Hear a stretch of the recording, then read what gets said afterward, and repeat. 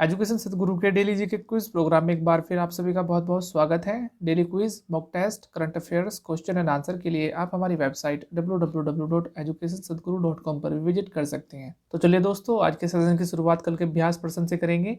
कल हमने आपसे अभ्यास प्रश्न में पूछा था कि हाल ही में जारी नए आंकड़ों के अनुसार भारत का विदेशी मुद्रा भंडार विश्व का कौन सा बड़ा भंडार है। ऑप्शन ए तीसरा, बी चौथा, सी पांचवा या फिर डी छठा। इस प्रश्न का सही आंसर है ऑप्शन सी यानी पांचवा। हाल ही में भारतीय विदेशी मुद्रा भंडार ने 560.71 बिलियन अमेरिकी डॉलर के नए स्तर को छू लिया है। आपको बता दें कि आरबीआई ने कहा है कि विदेशी संपत्तियों में वृद्धि के कारण इस रिजर्व में वृद्धि हुई है। इसके अलावा आपको बता देते हैं कि भारत का विदेशी मुद्रा भंडार दुनिया में पांचवा सबसे बड़ा भंडार है। वहीं चीन में दुनिया का सबसे बड़ा वर्तमान विदेशी मुद्रा भंडार है, जिसके बाद जापान है।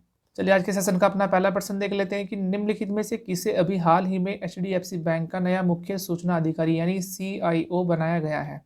Option A Ramesh Lakshmi Narayan, B Aditya Puri, C Rajiv Kumar या फिर डी मनीष श्रीधर। इस प्रश्न का सही आंसर है ऑप्शन ए यानी रमेश लक्ष्मी नारायण। हाल ही में निजी क्षेत्र के सबसे बड़े कर्जदाता एचडीएफसी बैंक ने रमेश लक्ष्मी नारायण को अपना अगला मुख्य सूचना अधिकारी नियुक्त किया है। आपको बता दें कि उनकी यह नियुक्ति पहले के सीआईओ मनीष मित्तल के इस्तीफे के करीब 4 महीने बाद हुई है। अगला प्रश्न भी देख लेते हैं कि हाल ही में किस देश के चुनाव आयोग ने अंतर्राष्ट्रीय आभासी चुनाव विजिटर्स के कार्यक्रम को आयोजित किया है। Option A America, B Bharat, C Bangladesh या फिर डी श्रीलंका। इस प्रश्न का सही आंसर है ऑप्शन बी यानी भारत।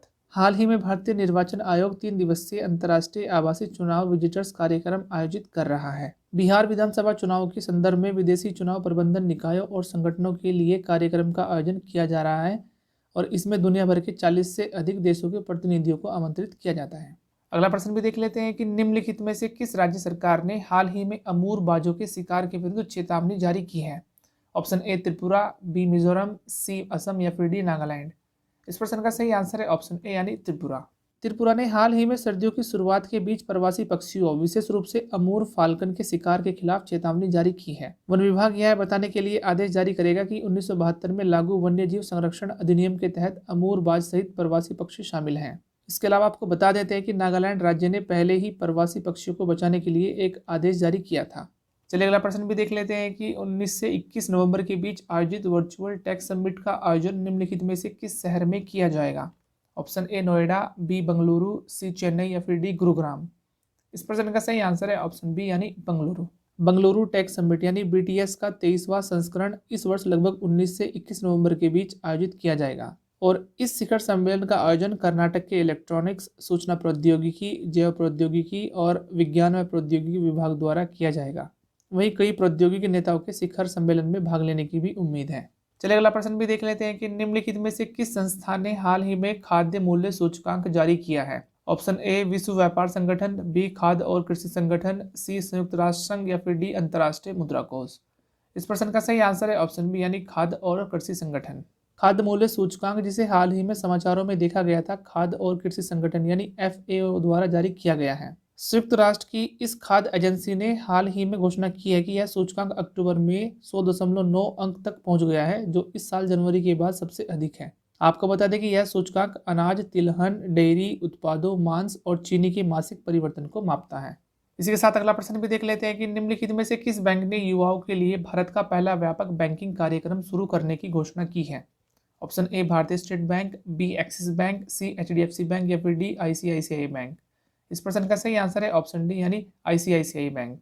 हाल ही में ICICI बैंक ने युवाओं के लिए भारत का पहला व्यापक बैंकिंग कार्यक्रम शुरू करने की घोषणा की है। आपको बता देते हैं कि इस कार्यक्रम को ICICI बैंक माइंड नाम दिया गया है और इसने तत्काल बचत खाते की पेशकश की है।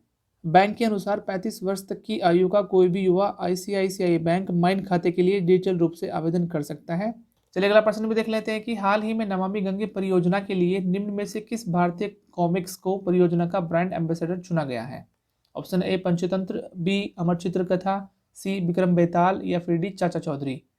इस प्रश्न का सही आंसर है ऑप्शन डी यानी चाचा चौधरी। हाल ही में भारतीय कॉमिक्स हीरो चाचा चौधरी को नमामि गंगे परियोजना का ब्रांड एम्बेसडर चुना गया है। मशहूर भारतीय सुपर हीरो चाचा चौधरी, जिनका दिमाग कंप्यूटर से भी तेज चलता है, उन्होंने अब नमामि गंगे कार्यक्रम से हाथ मिलाया है।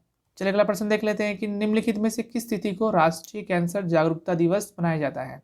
ऑप्शन ए 7 नवंबर, बी 8 नवंबर, सी 9 नवंबर या फिर डी 10 नवंबर। इस प्रश्न का सही आंसर है ऑप्शन ए यानी 7 नवंबर।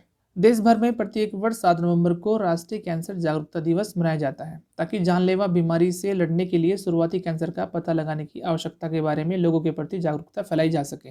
इसी के साथ अगला प्रश्न भी देख लेते हैं कि हाल ही में घोषित राष्ट्रीय जल पुरस्कार 2019 के तहत निम्नलिखित में से किस राज्य ने सर्वश्रेष्ठ राज्य श्रेणी में शीर्ष स्थान हासिल किया है? Option A Kerala, B Tamil Nadu, C Madhya Pradesh या फिर डी गुजरात। इस प्रश्न का सही आंसर है ऑप्शन बी यानी तमिलनाडु। हाल ही में तमिलनाडु सरकार ने राष्ट्रीय जल पुरस्कार 2019 के तहत सर्वश्रेष्ठ राज्य श्रेणी में शीर्ष स्थान हासिल किया है और इसमें कुल मिलाकर तमिलनाडु राज्य ने विभिन्न श्रेणियों में 7 पुरस्कार जीते हैं। आपको बता देते हैं कि पुरस्कार समारोह आगामी 11 और 12 नवंबर को राष्ट्रपति एम वेंकैया नायडू, केंद्रीय जल मंत्री गजेंद्र सिंह शेखावत और केंद्रीय पर्यावरण मंत्री प्रकाश जावड़ेकर की उपस्थिति में होना है। चलिए आज के सेशन का अपना आखिरी प्रश्न देख लेते हैं कि हाल ही में सड़क परिवहन और राजमार्ग मंत्रालय ने 4 पहियों वाले सभी वाहनों के लिए किस तारीख से फास्टैग अनिवार्य कर दिया है? ऑप्शन ए 1 जनवरी 2021, बी 1 मार्च 2021, सी 1 अप्रैल 2021 या फिर डी 1 मई 2021। इस प्रश्न का सही आंसर है ऑप्शन ए यानी 1 जनवरी 2021। हाल ही में सड़क परिवहन और राजमार्ग मंत्रालय ने देश भर में 1 जनवरी 2021 से सभी 4 पहिया वाहनों के लिए फास्टैग अनिवार्य कर देने की घोषणा की है। आपको बता देते कि इसमें 1 दिसंबर 2017 से पहले बेचे गए एम और एन श्रेणी के मोटर वाहन के लिए फास्टैग अनिवार्य किया गया है। चलिए आज का अभ्यास प्रश्न भी देख लेते हैं कि हाल ही में प्रधानमंत्री नरेंद्र मोदी ने किस शहर में 614 करोड़ रुपए की विकास परियोजनाओं का उद्घाटन एवं शिलान्यास किया है? Option A Vadodara, B Ahmedabad, C Agra या फिर डी वाराणसी। इस अभ्यास प्रश्न का आंसर आप हमारे कमेंट सेक्शन में जरूर दीजिएगा और यदि आज की वीडियो आपको पसंद आई है तो वीडियो को प्लीज़ लाइक करें, कमेंट करें और दूसरों के साथ शेयर भी करें। और अगर आप पहली बार इस चैनल पर विजिट कर रहे हैं तो चैनल को सब्सक्राइब करना बिल्कुल भी मत भूलें और बेल आइकन को जरूर दबाएं ताकि आने वाली नई वीडियो की नोटिफिकेशन सबसे पहले आप ही के पास हो। तब तक के लिए आप इस चैनल पर लगातार बने रहिए।